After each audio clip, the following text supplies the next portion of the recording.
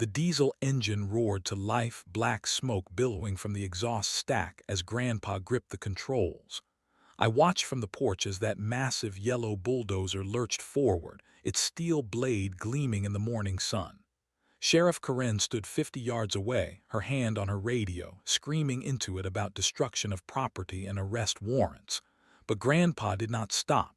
He had tried being reasonable. He had tried following the law. Now the law was going to follow him. The chain-link fence that had blocked our family road for 3 weeks was about to meet 80 years of righteous fury and 10 tons of American steel. My name is Jake Morrison, and I want to tell you about the day my grandfather became a local legend. But to understand what happened, you need to know about our road. Not just any road, but the narrow dirt path that had connected our family property to the main highway for over 60 years. Grandpa built that road himself in 1963, right after he came home from his second tour overseas. He was 25 then, fresh out of the Army Corps of Engineers, with calloused hands and a head full of dreams about raising a family in peace. He bought 40 acres of rolling farmland outside Millerville, population 847, and set about making it home. The property sat back from the main road, separated by a quarter-mile of thick woods and a creek that ran year-round. Most folks would have just built closer to the highway, but Grandpa wanted privacy. He wanted space for his children to run and play without worrying about traffic. So he spent 3 months that summer cutting through those woods, laying gravel and building a proper road. A man's road is his lifeline, he used to tell me when I was little, sitting on his lap while he drove the old pickup truck to town for supplies. You take away a man's road, you might as well lock him in a cage. For 60 years, that road served our family well. It brought Grandpa home from work every evening, covered in sawdust from the lumber mill. It carried my grandmother to the hospital when she went into labor with my father. It brought me home from school every day during the years I lived with them after my parents divorced. But the road was not just ours. That was the beautiful thing about rural life back then. Neighbors looked out for each other. The Hendersons used our road as a shortcut to their back pasture. Old Mrs. Clemens took it when her arthritis was acting up and she needed the shorter route to town. During hunting season, dozens of locals would ask permission to use it, and Grandpa always said yes. "Good neighbors make good fences," he would say, "and good fences make good neighbors." The road had an easement, filed properly with the county back in 1963. Grandpa was thorough about things like that. He understood that legal paperwork mattered, even in a small town where everyone knew everyone and handshake deals were still common. That easement gave us the legal right to cross the narrow strip of land between our property and the highway, no matter who owned the surrounding acres. For 6 decades, nobody questioned that right. The land around our easement changed hands a few times over the years, but the new owners always respected the arrangement. It was just how things worked in Millerville. People respected each other's needs and found ways to get along. Then Sheriff Corinne arrived. Corinne Blackwood came to Millerville in January, hired as our new sheriff after the old one retired. She brought with her 15 years of big city policing experience and what she called a modern approach to law enforcement. The town council was impressed by her credentials and her promises to crack down on what she termed rural lawlessness. I met her for the first time on a Tuesday morning in March.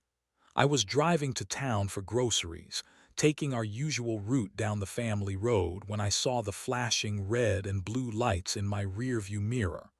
I pulled over, confused. I had not been speeding. My truck was inspected and registered. I could not imagine what I had done wrong. Sheriff Corinne stepped out of her patrol car wearing a crisp uniform and mirror-polished boots that looked like they had never seen a day of real work. She was maybe 40 years old, with short blonde hair pulled back severely and eyes like chips of ice. Everything about her screamed authority and zero tolerance. "License and registration," she said without any greeting or explanation. I handed over my documents, still puzzled. "Is there a problem, Sheriff?" She studied my license for a long moment before looking up at me. "This road you are traveling on, do you have permission to be here?" The question hit me like a slap. Permission. I had been using this road my entire life. My grandfather built it. Our family owned the easement. "This is our family road," I explained patiently. "We have an easement. Has been filed with the county since 1963. Sheriff Corin's expression did not change. "I will need to see documentation of that easement. Until then, I am going to have to ask you to use the main highway for your travels." My temper started to rise, but I kept it under control. "Sheriff, with respect, my family has been using this road for 60 years. Everyone in town knows that." "Things change," she said, handing back my license. "I am not interested in how things used to be done. I am interested in how they are going to be done now, legally and properly." She wrote me a warning citation for trespassing on private property and told me she expected to see proof of easement rights within 30 days. As she drove away, I sat in my truck trying to process what had just happened. In all my years, no one had ever questioned our right to use our own road. That evening, I told Grandpa about the encounter. He listened quietly, his weathered face growing darker with each detail. When I finished, he was silent for a long time, staring out the kitchen window toward the road he had built with his own hands. "She does not understand how things work here," he said finally, "but she will learn." Over the next few weeks, I heard similar stories from other longtime residents. Sheriff Corin was issuing citations for things that had never been problems before: parking violations for trucks left on Main Street overnight, noise complaints for roosters crowing too early, trespassing charges for kids taking shortcuts through empty lots they had used for generations. She was systematically dismantling the informal agreements and understandings that had held our community together for decades. And she seemed to take particular pleasure in targeting the older residents, the people who remembered how things used to be. But none of us realized how far she was willing to go until the morning we woke up and found the fence. It was a Thursday in late April when I discovered what Sheriff Corin had been planning. I left the house early that morning, heading to town for a doctor's appointment, taking the same route I had traveled thousands of times before. But when I reached the spot where our road met the main highway, I slammed on the brakes and stared in disbelief. A chain-link fence stretched across our road, 8 feet high and topped with razor wire. A large sign hung from the center: "Private property, no trespassing, VIOLATORS will be PROSSUTED." Below that, in smaller print: "By order of Millerville County Sheriff's Department." I got out of my truck and walked to the fence, my hands shaking with anger and disbelief. The posts were set in concrete. This was not some temporary barrier or mistake. Someone had invested serious time and money to cut off our access to the main road. My phone rang. It was Grandpa. "Jake, you need to get back here right now." His voice was tight with controlled fury. "We have got company." I drove back to the house as fast as our winding road would allow. In the driveway, I found Sheriff Corin's patrol car and a black sedan I did not recognize. Through the kitchen window, I could see Grandpa sitting at the table, his face like carved stone, while Sheriff Corin and a man in an expensive suit talked at him. I walked into my own kitchen to find Sheriff Corin explaining property law to the man who had spent 60 years respecting it. "Mr. Morrison," she said when she saw me. "I was just explaining to your grandfather that the access road you have been using crosses private property belonging to Mr. Davidson here." She gestured to the suit-wearing stranger. "Mr. Davidson purchased the land 2 weeks ago and has decided to restrict access." The man named Davidson looked uncomfortable but determined. "Nothing personal," he said to Grandpa, "but I paid good money for this land, and I want to control who uses it." I found my voice. "We have an easement. It has been on file with the county for 60 years. Sheriff Karen smiled coldly. "Easements can be challenged. Mr. Davidson has hired an attorney to review the validity of your claim. Until that review is complete, you are trespassing on his property." Grandpa spoke for the first time since I had arrived. His voice was quiet but carried the weight of barely controlled rage. "How much did you pay him, Sheriff?" The question hung in the air like a challenge. Davidson's face flushed red. Sheriff Karen's jaw tightened. "I do not know what you are implying, old man, but I would watch your tone if I were you." Grandpa stood up slowly, his 6-foot frame still imposing despite his 80 years. "I am implying that you found yourself a buyer for that strip of land, convinced him to challenge our easement, and put up that fence to force a legal battle you think we cannot afford to fight." "That is a serious accusation," Sheriff Karen said, her hand moving instinctively toward her service weapon. "I could arrest you for harassment of a police officer." "You could try," Grandpa replied calmly. "But first you might want to explain to Mr. Davidson here that easements in this county are protected by state law, and that fence of his is about to cost him more money than he bargained for." Davidson looked nervously between them. "Sheriff Blackwood, you assured me this would be a simple matter of property rights." "It will be," she said, but her confidence seemed forced. "The court will sort it out." After they left, Grandpa and I sat in the kitchen, processing what had just happened. Our family was essentially trapped on our own property, forced to take a 12-mile detour through back roads to reach town. Emergency services would have the same problem reaching us. We were being deliberately isolated and harassed by the very persons sworn to protect and serve our community. "What are we going to do?" I asked. Grandpa was quiet for a long time, staring out the window at the road he had built. When he finally spoke, his voice carried a decision that chilled me to the bone. "First, we are going to try to do this the right way, legal and proper just like she wants. But if that does not work," he paused, his eyes settling on something outside, "well, I still have the old bulldozer in the barn." The next morning, I found Grandpa in his study, surrounded by boxes of paperwork that had not seen daylight in decades. He had spent the night digging through property deeds, survey maps, and legal documents, his reading glasses perched on his nose as he methodically built his case. "Found it," he said when he saw me, holding up a yellowed piece of paper. "Original easement agreement, signed by the county clerk in 1963. Legal description matches our survey exactly. That fence is sitting on our legal right-of-way." I sat down across from him, amazed by the thoroughness of his preparation. The kitchen table was covered with documents arranged in neat piles, property records, correspondence with previous landowners, even photographs of the road's construction from 60 years ago. "Grandpa, this is incredible.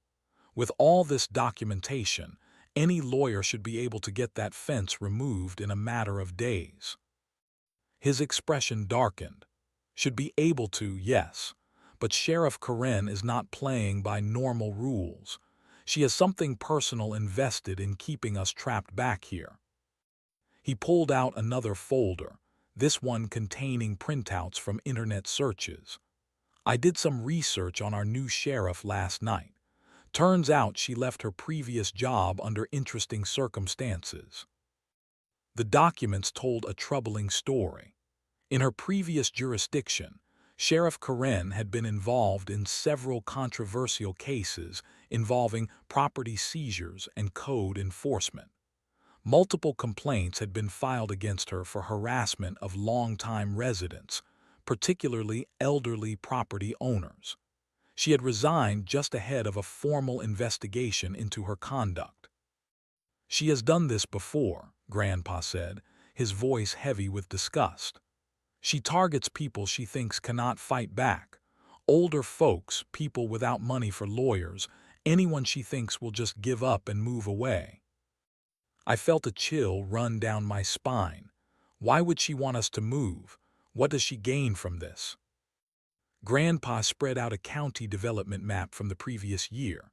Our property was outlined in red, along with several neighboring parcels. "Look at this. Someone has been buying up land all around us. Small parcels, farms that have been in families for generations, all sold in the last 18 months, all to the same development company." The pattern was clear once you saw it. Our property sat right in the middle of what would make an ideal location for a large development project. With our access road blocked, we would be isolated and pressured to sell. "She is working with developers," I said, the pieces falling into place. "She harasses longtime residents until they sell cheap, then her friends buy up the land for pennies on the dollar." "That would be my guess," Grandpa agreed. "And we are probably the biggest obstacle to their plans. 40 acres of prime development land, held by stubborn people who will not sell." Over the next few days, we tried the legal route. Grandpa hired the best attorney in the county, a man named Robert Chen who specialized in property law. Chen reviewed our documents and confirmed what we already knew. Our easement was legally solid and had been properly maintained for 60 years. But when Chen tried to file an injunction to remove the fence, he ran into unexpected obstacles. The court clerk claimed the paperwork was incomplete. The judge's schedule was mysteriously full for weeks. County officials who should have been helpful were suddenly unavailable or uncooperative. "Someone is pulling strings," Chen told us during a frustrating phone call. "I have been practicing law in this county for 20 years, and I have never seen this level of bureaucratic stonewalling." Meanwhile, our situation was getting desperate. The 12-mile detour to town was costing us time and money we could not afford. Grandpa's medical appointments were becoming complicated. Grocery shopping required half a day. We were prisoners on our own land. But the worst part was watching what the isolation was doing to Grandpa. This was a man who had built roads and bridges, who had served his country in 2 wars, who had raised a family and contributed to his community for 8 decades.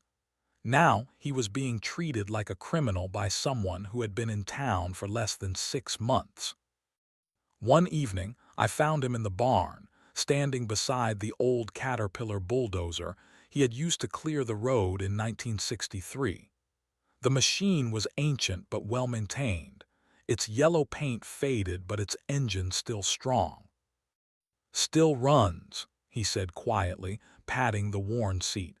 "Rebuilt the engine myself 5 years ago. Figured I might need it to clear trees after storms." I knew what he was thinking, but I had to try to talk him out of it. "Grandpa, if you use that thing to remove the fence, Sheriff Karen will arrest you. She will charge you with destruction of property, maybe even assault with a deadly weapon." He looked at me with eyes that had seen too much injustice for one lifetime. "Jake, I have been patient. I have been reasonable. I have followed every law and regulation she could throw at me. But some things are more important than staying out of jail." He climbed up onto the bulldozer and ran his hands over the controls he knew by heart. "Your grandmother and I raised 4 children in this house. Your father took his first steps on that road. You learned to drive on that road. 3 generations of our family have depended on that access." His voice grew harder. "I did not fight in Korea and Vietnam so some corrupt sheriff could trap me on my own property. I did not spend 60 years being a good neighbor and a law-abiding citizen so someone could steal my land through legal intimidation." He climbed down and faced me directly. "Tomorrow morning, I am going to start that bulldozer and drive it down to the fence, and then I am going to clear the obstruction from our road." That night, I barely slept. I kept thinking about what Grandpa planned to do and the consequences he would face. Sheriff Karen was looking for any excuse to arrest him, and destroying private property would give her exactly what she needed. But I also understood his position. We had exhausted every legal option, and the system was clearly rigged against us. At dawn, I found Grandpa in the kitchen, already dressed and drinking coffee. He looked calmer than he had in weeks, like a man who had finally made peace with a difficult decision. "You do not have to be part of this," he said when he saw me. "In fact, it would be better if you were not here when it happens. Sheriff Karen will be looking to make arrests, and there is no reason for both of us to go to jail." I sat down across from him. "Grandpa, I am not leaving you to face this alone." He smiled for the first time in days. "I was hoping you would say that, but I need you to understand what we are risking here. This could go very badly for us." We spent the morning going over the plan. It was beautifully simple in its directness. Grandpa would start the bulldozer and drive it down to the fence. He would push the barrier aside, clearing our legal right-of-way.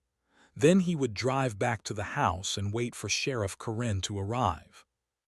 "The key," he explained, "is to make sure everyone understands this is about property rights, not personal revenge. We are not attacking anyone or destroying anything except the illegal obstruction of our easement." He had even prepared a statement to read when Sheriff Karen arrived, a clear explanation of our legal position and the reasoning behind his actions. He wanted everything documented properly. Around 10 o'clock, we walked out to the barn together. The bulldozer sat exactly where it had for the past 5 years, covered by a blue tarp and surrounded by farm equipment. Grandpa pulled off the tarp like he was unveiling a monument. The machine was impressive even in its retirement. A 1962 Caterpillar D6, 15 tons of American engineering built to move mountains. Its yellow paint was faded and its steel tracks were worn smooth, but the engine compartment was spotless. Grandpa had maintained it like his life depended on it. "She was already 10 years old when I bought her," he said, running his hand along the blade controls. "Previous owner used her to build logging roads up in the mountains. I got her cheap because everyone thought she was too old to be reliable." He climbed up into the operator's seat and began his pre-start checklist, checking fluid levels and testing controls with the practiced movements of someone who had operated heavy equipment for decades. "40 years I used this machine," he continued. "Built roads, cleared land, dug foundations. She helped me carve a living out of raw ground and make something useful from nothing." The engine turned over on the second try, settling into the deep, rumbling idle that only old diesel engines can produce. Black smoke puffed from the exhaust stack, then cleared as the engine warmed up. Grandpa revved it a few times, listening to the sound with the ear of a master mechanic. "Perfect," he said with satisfaction, "ready to work." I looked at my grandfather, 80 years old and about to take on the entire law enforcement system of our county with nothing but an antique bulldozer and 60 years of righteous indignation. "Are you sure about this?" I asked one last time. He looked at me with the steady gaze of a man who had never backed down from a just fight. "Jake, There comes a time when you have to stand up to bullies, no matter what badge they wear. Your grandmother used to say that courage is not the absence of fear. It is doing what is right even when you are afraid. He engaged the tracks and the bulldozer lurched forward, diesel engine roaring with power. Today, we do what is right. I will never forget the sight of my 80-year-old grandfather driving that massive yellow bulldozer out of the barn and down our family road toward the fence that had trapped us for 3 weeks. The morning sun glinted off the blade as he navigated the curves with practiced skill, diesel smoke trailing behind him like a battle flag. The sound was incredible. That old Caterpillar engine roared with the voice of honest work and American determination. The steel tracks clanked and squealed as they bit into the gravel road, throwing up clouds of dust that hung in the still morning air. It was the sound of a man who had decided that enough was enough. I followed behind in my pickup truck, my heart pounding with a mixture of pride and terror. We were about to cross a line that could not be uncrossed. Once Grandpa knocked down that fence, there would be no going back to legal negotiations or bureaucratic solutions. This would be direct action, and Sheriff Karen would respond accordingly. Word travels fast in a small town. By the time we reached the fence, a small crowd had gathered on the main highway.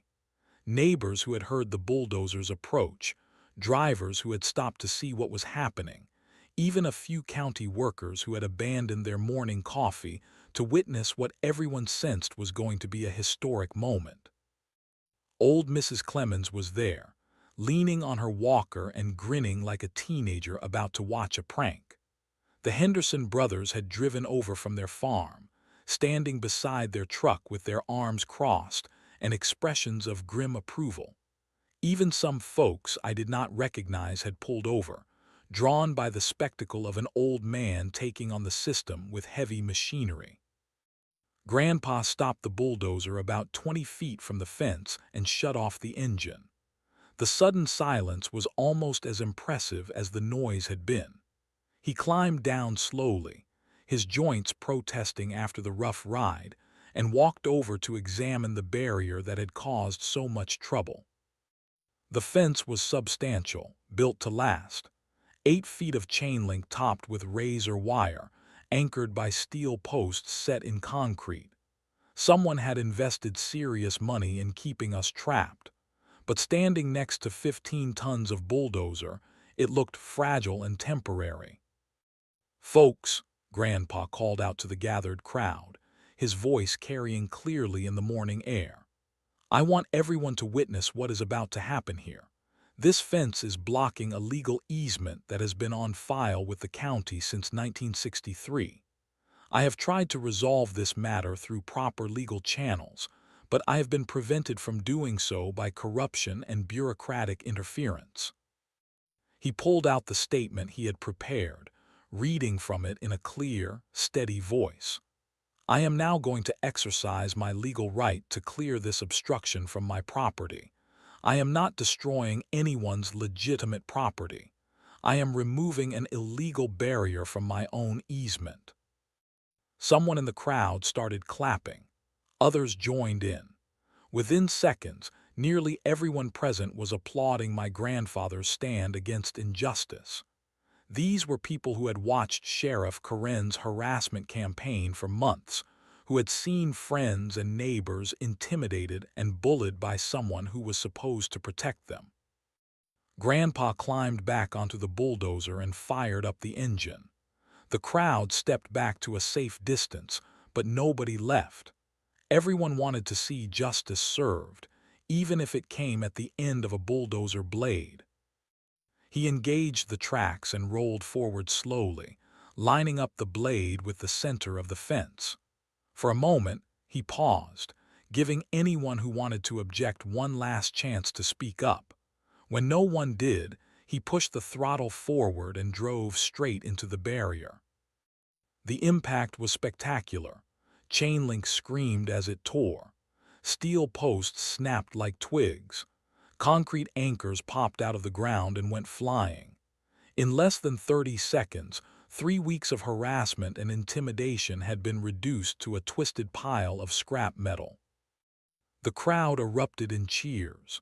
Horns honked from cars on the highway.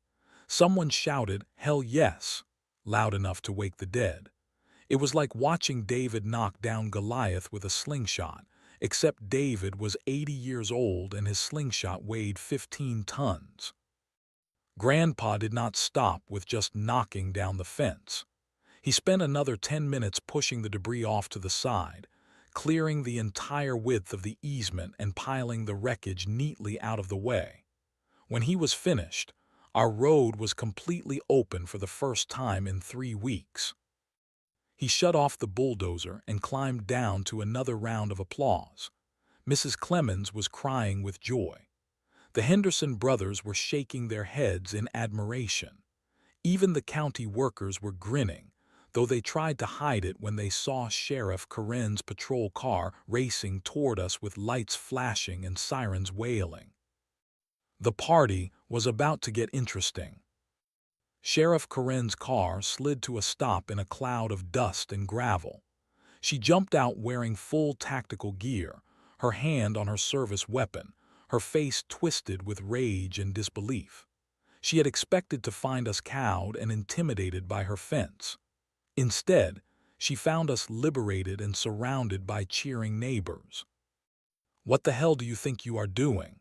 she screamed at Grandpa, her voice cracking with fury. Grandpa faced her calmly, his statement still in his hand. "I am clearing an illegal obstruction from my legal easement, Sheriff, just like I said I would." Sheriff Corinne stood in the middle of the road, surrounded by twisted metal and concrete chunks, looking like her entire world had just collapsed. The crowd of neighbors watched silently as she struggled to process what had happened. Her carefully constructed harassment campaign had been reduced to scrap in less than 5 minutes. "You are under arrest," she shouted at Grandpa, fumbling for her handcuffs. "Destruction of private property, reckless endangerment, resisting arrest." "I have not resisted anything yet," Grandpa replied calmly. "And you might want to check your facts before you start making arrests you cannot justify." He held up the easement documents he had brought with him. "This fence was built across a legal right-of-way that has been on file with the county for 60 years. I have the original documentation right here, along with survey maps and correspondence proving continuous use." Sheriff Corinne's face flushed red. "I do not care what paperwork you think you have. You destroyed private property with a bulldozer. That is a felony." "Whose property?" asked a voice from the crowd. Everyone turned to see Robert Chen, our attorney, pushing through the gathered neighbors. He must have heard about Grandpa's plan and rushed over to provide legal support. Chen walked up to Sheriff Corinne with the confidence of someone who knew exactly what laws applied to this situation. "Sheriff, I would be very careful about making arrests before you understand the legal issues involved here." "Stay out of this, Chen," Sheriff Corinne snapped. "This is police business."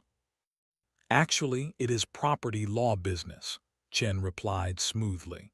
"And my client has just exercised his legal right to remove an illegal obstruction from his easement.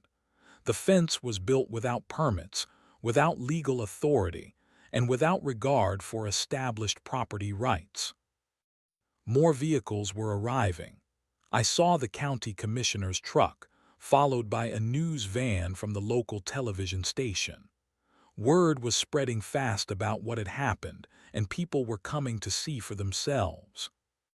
Sheriff Corinne was beginning to look desperate. Her hand kept moving toward her weapon, but the crowd was too large and too supportive of Grandpa for her to risk any aggressive action. She was trapped by her own overreach. "The fence was built by the legal owner of this property," she insisted. "Mr. Davidson has every right to control access." "Mr. Davidson," Chen said loudly enough for everyone to hear, purchased his property subject to all existing easements and encumbrances. That includes my client's right of way, which has been legally established for 60 years. He pulled out his own folder of documents. I have here copies of all the relevant county records, including the original easement agreement, survey maps, and maintenance records. The fence was built illegally, and my client had every right to remove it. The crowd murmured its approval. These were people who understood property rights and legal procedures. They could see that Grandpa had been wronged and had taken the only action available to him. Sheriff Karen looked around at the faces surrounding her and seemed to realize that she had seriously miscalculated. These were not the isolated, intimidated elderly people she usually targeted. This was an entire community that had watched her harassment campaign and decided they had seen enough. County Commissioner Williams pushed through the crowd, looking harried and confused. "What the hell is going on here?" he demanded. Chen immediately stepped forward to brief him on the situation. Within minutes, Williams was studying the easement documents and asking pointed questions about how the fence had been approved and installed. "Sheriff," Williams said finally, "did your department issue permits for this fence?" Sheriff Karen's jaw tightened. Permits were not required for private property improvements. They are required for any structure that blocks a county-recorded easement, Williams replied. This fence should never have been allowed. The news reporter was capturing everything, interviewing neighbors and filming the debris from Grandpa's direct action. This story was going to be all over the local news by evening, and Sheriff Karen knew it. She made one last desperate attempt to regain control. "I am still arresting this man for destruction of property and reckless operation of heavy equipment." "No," Williams said firmly. "You are not. Mr. Morrison was within his legal rights, and this department is not going to arrest people for exercising those rights." The crowd cheered again. Sheriff Karen stood alone in the middle of the road, her authority crumbling around her like the fence Grandpa had knocked down. The aftermath of Bulldozer Day, as it came to be known around Millerville, unfolded with the inevitability of a landslide. Sheriff Karen's harassment campaign had been exposed in the most public way possible, and the community response was swift and decisive. The local news coverage was devastating for her.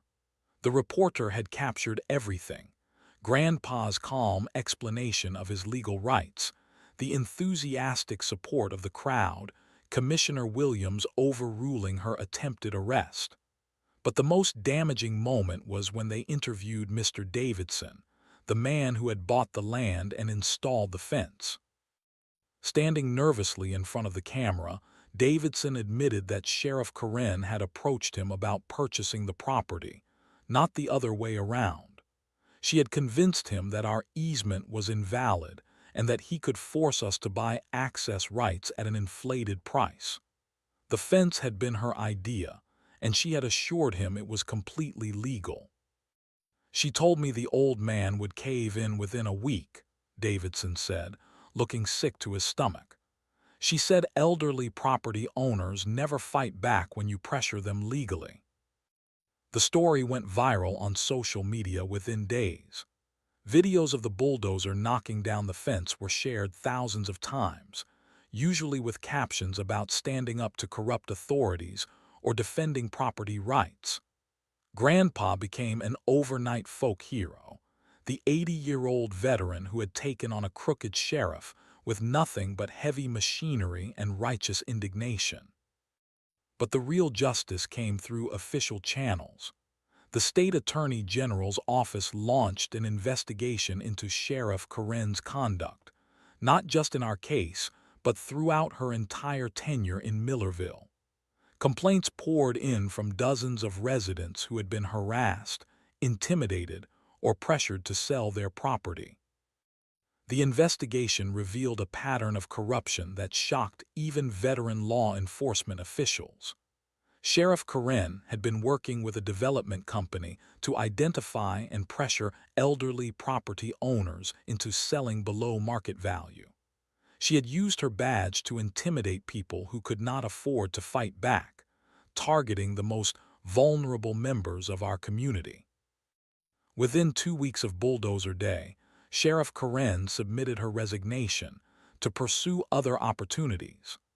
Nobody was sorry to see her go. The interim sheriff who replaced her immediately dropped all the bogus citations she had issued and publicly apologized to the community for her misconduct. Mr. Davidson, faced with a lawsuit and public embarrassment, agreed to sell his property back to the county at cost. The land was designated as a buffer zone around our easement, ensuring that no future fence could block our road. But perhaps the most satisfying moment came 3 weeks later, when Grandpa received a letter from the county commissioners, formally recognizing his service to the community and officially naming our road Morrison Way, in honor of our family's 60-year contribution to the area. The letter was signed by all 5 commissioners and included a formal apology for the harassment our family had endured. It acknowledged that Grandpa's actions, while dramatic, had been legally justified and morally necessary. Sometimes, the letter concluded, justice requires citizens to take bold action when their government fails them. Mr. Morrison's courage in defending his legal rights has reminded us all of the importance of standing up to abuse of power, regardless of who wields it. The bulldozer that had knocked down Sheriff Karen's fence was retired to a place of honor in our barn, but its legend lived on. People drove from 3 counties away just to see the machine that had taken down a corrupt sheriff. Grandpa gave tour to anyone who asked, always ending with the same message. Bullies count on you being too scared or too tired to fight back. They think a badge or a uniform makes them untouchable. But sometimes you have to show them that ordinary people will not be pushed around forever. 6 months later, our community had healed from Sheriff Karen's brief but destructive reign. New neighbors had moved in, drawn by stories of a place where people looked out for each other and stood up to injustice. Property values had recovered from the harassment campaign. Most importantly, trust in local government had been restored. As for Grandpa, he returned to his quiet retirement, tending his garden and maintaining the